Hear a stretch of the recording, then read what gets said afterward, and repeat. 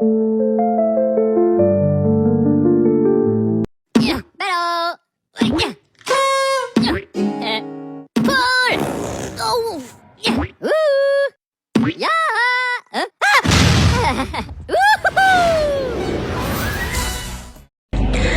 yang pertama adalah standar costing.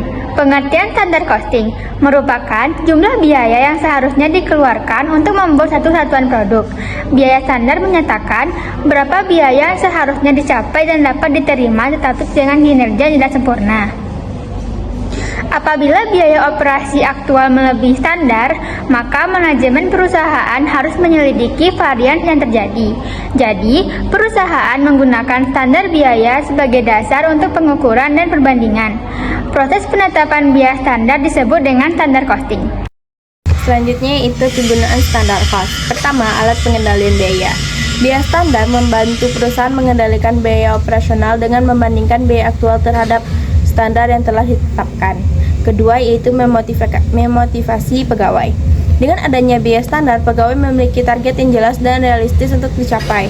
Hal ini dapat meningkatkan efisiensi kerja karena pegawai terdorong untuk memenuhi atau bahkan melampaui standar yang telah ditentukan. Yang ketiga yaitu instrumen penilaian kebijakan manajemen. Biaya standar digunakan untuk menilai apakah kebijakan manajemen berjalan efektif atau tidak. Jika realisasi biaya sesuai atau lebih rendah dari standar, ini menunjukkan kebijakan manajemen yang baik. Yang keempat yaitu memberi pedoman kepada manajemen. Penetapan biaya standar memberikan gambaran yang akurat tentang biaya produksi yang ideal. Untuk mempermudah manajemen dalam merencanakan anggaran, mengalokasikan sumber daya, dan menentukan harga jual produk agar tetap kompetitif di pasar. Yang terakhir yaitu alat dalam pengendalian kegiatan. Biaya standar menjadi alat penting dalam mengawasi dan mengontrol aktivitas operasional perusahaan untuk memastikan bahwa kegiatan perusahaan berjalan sesuai perencanaan dan mencapai tujuan dengan efisiensi maksimal. Selanjutnya yaitu hubungan standar costing dan anggaran. Standar costing digunakan sebagai dasar untuk menyusun anggaran. Standar biaya membantu menetapkan estimasi biaya produksi yang realistis, yang mempermudah, yang kemudian digunakan dalam perencanaan anggaran perusahaan.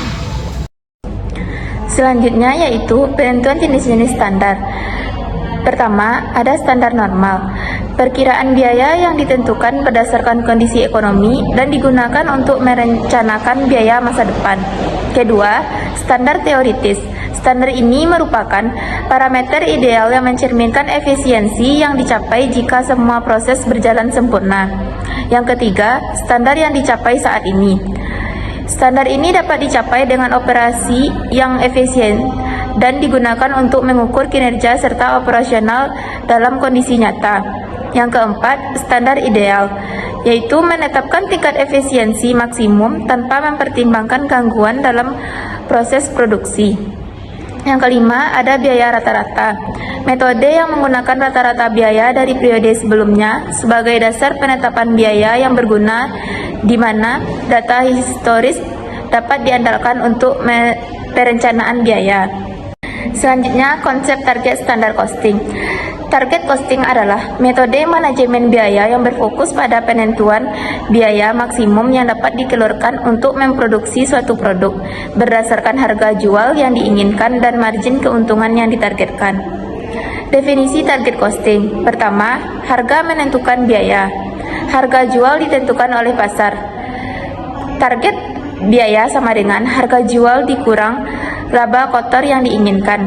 Kedua, fokus pada pelanggan. Target costing menekankan pentingnya memahami kebutuhan dan keinginan pelanggan dalam penentuan desain produk dan juga fitur-fitur yang ditawarkan. Yang ketiga, tim lintas fungsi implementasi target costing melibatkan kolaborasi antara berbagai departemen dalam perusahaan.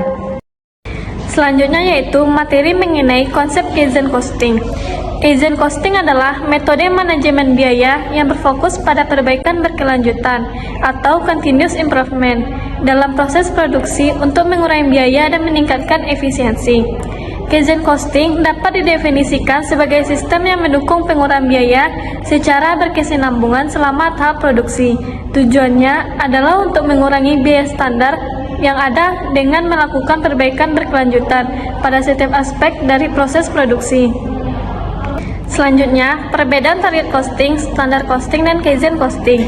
Pada definisi target costing, penetapan biaya berdasarkan harga jual dan laba yang diharapkan. Standar costing, penetapan biaya berdasarkan standar historis, sedangkan Kaizen costing, pengurangan biaya melalui perbaikan berkelanjutan.